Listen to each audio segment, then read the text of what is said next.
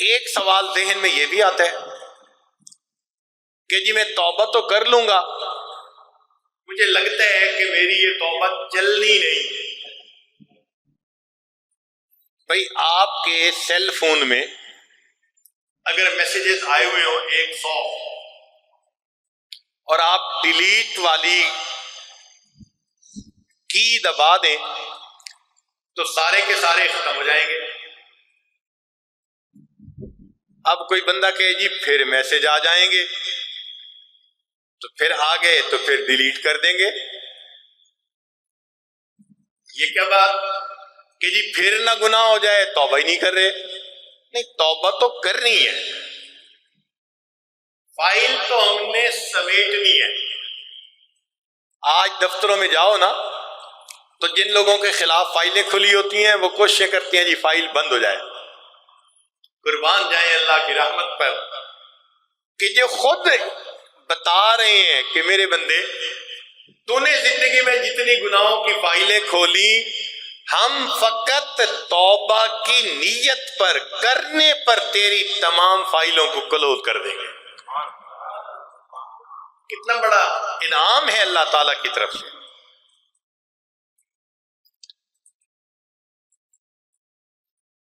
پھر کئی دفعہ ذہن میں یہ سوال ہوتا ہے گناہ تو جی میرے بہت زیادہ ہیں، کیا اللہ سارے بخش دیں گے؟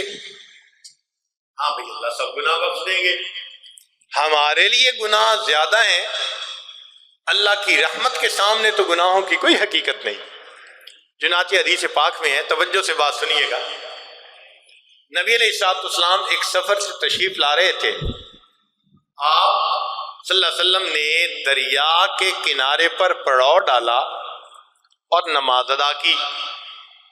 نماز ادا کرنے کے بعد آپ صلی اللہ علیہ وسلم نے ایک چڑیا کو دیکھا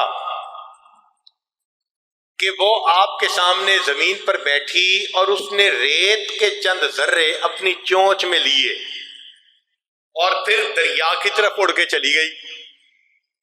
پھر تھوڑی دیر کے بعد آئی، پھر ریت کے 2-4 ذرے چونچ میں لیے اور دریا کی طرف چلی گئی۔ جب 2-4 مرتبہ ایسا ہوا تو اللہ کے پیارے حبیب صلی اللہ علیہ وسلم متوجہ ہوئے کہ یہ معاملہ کیا؟ تو جبریل علیہ السلام تشریف لائے۔ نبی علیہ السلام نے پوچھا جبریل، یہ چڑیا بار بار اپنی چونچ میں چند ذرے ریت کے لے کے پانی کی طرف کیوں جاتی ہے؟ عرض کیا، اے اللہ کے پیارے حبیب صلی اللہ علیہ وسلم، آپ نے نماز کے بعد امت کی بخشش کی جو دعا مانگی تو اللہ تعالیٰ نے اس کو مجسم شکل میں آپ کے سامنے دکھا دیا۔ کیسے دکھا دیا؟ تو جبریل علیہ السلام نے بتایا کہ جس طرح یہ چڑیا چونچ میں چند ریت کے ذرے لے کر جاتی ہے اور پانی میں ان کو ڈالتی ہے تو پانی کو پتہ بھی نہیں چلتا کہ ذرے میرے اندر پڑے یا نہیں۔ اللہ تعالیٰ آپ کو دکھانا چاہتے ہیں، اے میرے حبیب صلی اللہ علیہ وسلم، آپ امت کے گناہوں کی بخشش پر اتنا روتے ہیں، اتنا آزردہ ہوتے ہیں، آپ کی امت کے گناہ ان ریت کے ذرات کی مانند ہے اور میری رحمت اس دریا کی مانند ہے۔ تو بھئی اللہ تعالیٰ گناہوں کو معاف فرما دیتے ہیں۔ اب توبہ کرنے میں کچھ مسئلے جن کا پتہ نہیں ہوتا اور بندہ کنفیوز پھرتا ہے، اور آج کل یہ بھی ایک بری عادت پڑ گئی کہ مفتی حضرات کی طرف رجوع نہیں کیا جاتا، ورنہ پہلے ایسا وقت تھا کہ کوئی بات ہوتی تھی میاں بیوی دونوں فوراً جی مفتی صاحب سے پوچھئے کہ شریعت کیا کہتی ہے۔ اور آج تو من مرضی کی پیروی کرنے والے چونکہ زیادہ ہو گئے۔ ایک زمانہ تھا امام اعظم کی اتباع زیادہ تھی، آج نیا دور ہے۔ آج کے دور میں پتہ ہے کس کی اتباع زیادہ ہو گئی ہے؟ امام گوگل کی اتباع زیادہ ہو گئی ہے۔ اور جی میں نے انٹرنیٹ سے مسئلہ، واہ واہ واہ، امام گوگل کے پیروکار۔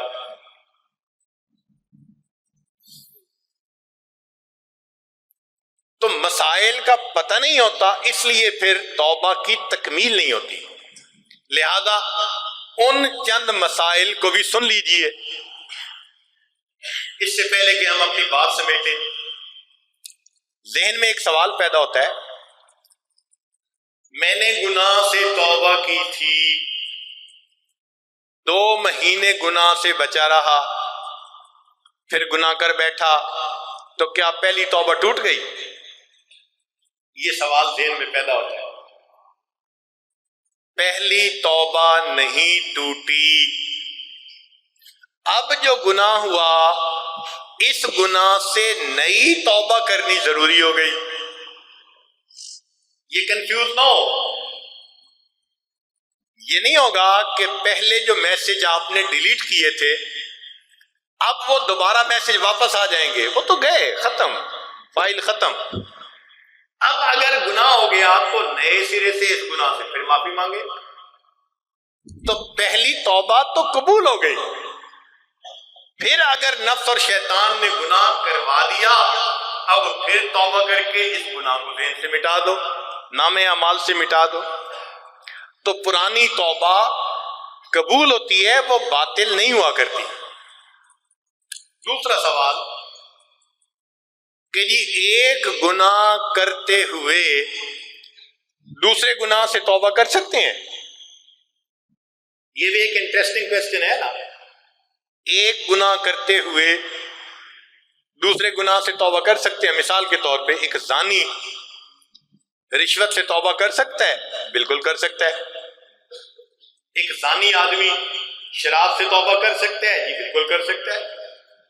ہر گناہ کی توبہ اپنی اپنی ہے، ایک کی توفیق ہو رہی ہے تو ایک سے توبہ کر لیجئے، پھر اللہ اس کی برکت سے دوسرے سے بھی توبہ کی توفیق دیں گے۔ تو ایک گناہ کے ہوتے ہوئے دوسرے سے توبہ ممکن ہے۔ تیسرا کوسچن، جی میں قضا نماز اور روزوں کا کیا کروں؟ بھائی اگر آپ نے کسی بندے کا قرضہ دینا ہے، دیر کر بیٹھے تو اب آپ کیا کریں گے؟ اس قرضے کو واپس لوٹائیں گے اور دیر ہونے کی معذرت کریں گے۔ تو قضا نماز اور روزوں کا بھی یہی مسئلہ کہ آپ ان کو ادا کریں اور تاخیر پر معافی مانگیں۔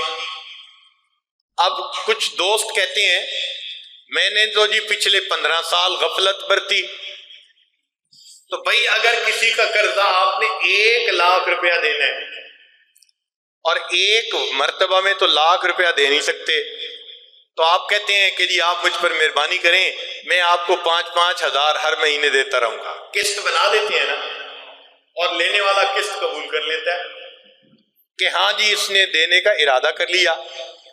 تو اسی طرح اگر 15 سال کی قضا نمازیں باقی ہیں، آپ ہر روز 5 نمازیں قضا کرنے کی نیت کریں، آپ کی 5 نمازوں کی قسط جاتی رہے گی، اللہ کے ہاں لکھی جائے گی، قبول ہو جائے گی، حتیٰ کہ اس دوران اگر موت آ گئی، چونکہ آپ نے قسطیں ادا کرنے کی نیت کر لی تھی، اللہ تعالیٰ بقیہ نماز و روزوں کو بھی معاف فرما دیں گے۔ یہ قسطیں تو ادا کر رہا تھا نا جی، نیت تو کی ہوئی تھی نا قسطیں ادا کرنے کی۔ غیبت کا کیا کریں؟ غیبت کے بارے میں شریعت نے کہا الغیبت اشد من الزنا، غیبت زنا سے بھی زیادہ بری، اس کے لیے ہمیں معافی مانگنی پڑتی ہے، مگر معافی مانگنے میں یہ کہنا ضروری نہیں کہ جی میں نے آپ کے بارے میں یہ الفاظ کہے، پہلے سے لڑائی بڑھ جائے گی، پہلے بول چال تھی اب بول چال بھی ختم ہو جائے گی۔ تو شریعت کہتی ہے کہ آپ اجمالاً معافی مانگیں، اور جی اگر آپ کے حق میں مجھ سے کوتاہی ہوئی تو آپ مجھے معاف کر دیں، اس طرح سے معافی مانگیں تو پھر یہ گناہ بھی معاف ہو جاتا ہے۔ پھر جن کی غیبت ہوئی ان کے لیے اللہ کے راستے میں صدقہ و خیرات بھی کریں، 100 200 500 ان کے راستے میں مسجد میں دیں، مدرسے میں دیں، اللہ کے راستے میں کریں، اور نیت کریں کہ جن کی میں نے غیبت کی اگر وہ قیامت کے دن مجھ سے مطالبہ کریں گے تو اللہ اتنا ثواب دے دینا سارے کے سارے راضی ہو جائیں۔ اللہ تعالیٰ اس ثواب کو پالتے ہیں بندے کے لیے۔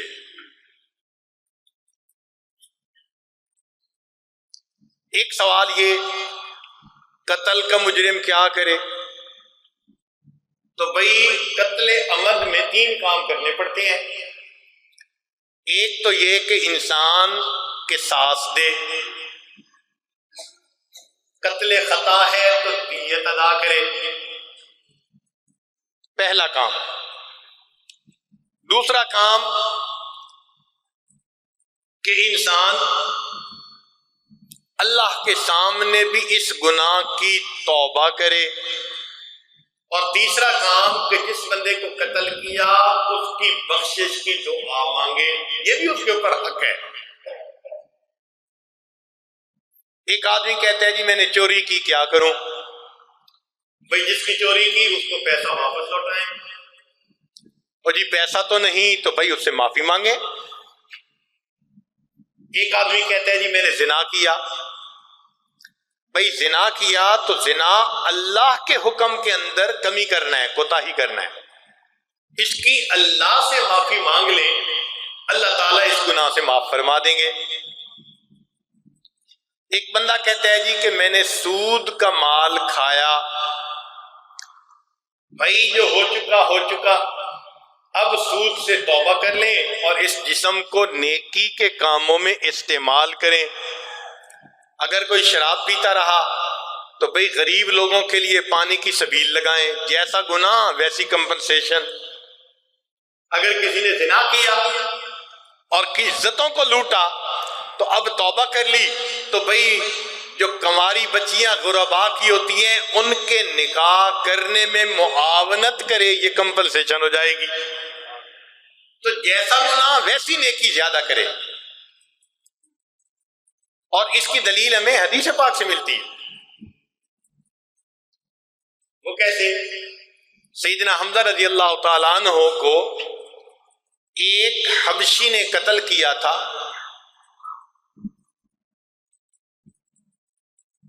جس کا نام تھا وحشی۔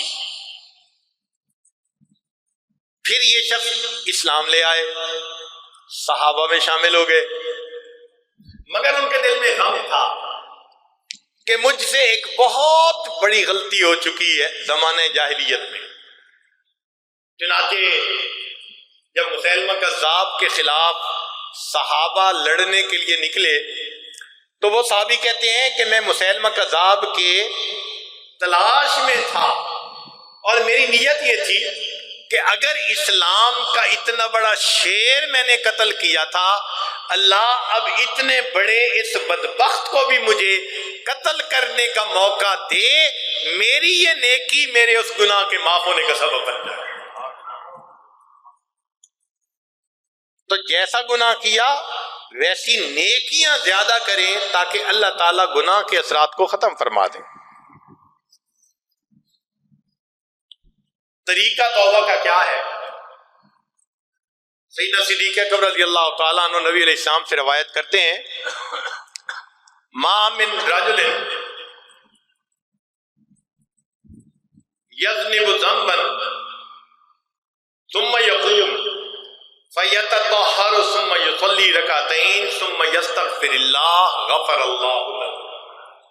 جو بندہ گناہ کرے اس کو چاہیے کہ وہ وضو کرے، 2 رکعت نماز توبہ کی نیت سے ادا کرے، پھر اللہ کے سامنے استغفار کرے، اللہ اس بندے کی توبہ کو قبول فرما لیں گے۔ اور توبہ میں جو خاص بات ہے نا وہ ہے اللہ کے سامنے عاجزی کرنا، اپنے آپ کو پامال کرنا، سجدہ کرنا، رگڑنا، ناک رگڑنا، اللہ کے در پر اپنے آپ کو مٹا دینا، یہ اصل چیز ہے، اور اللہ سے اس کی عظمتوں کا واسطہ دے کر مانگنا۔ اگر انسان اس طرح سے توبہ کرے تو پھر اس کی توبہ یقیناً قبول ہوتی ہے۔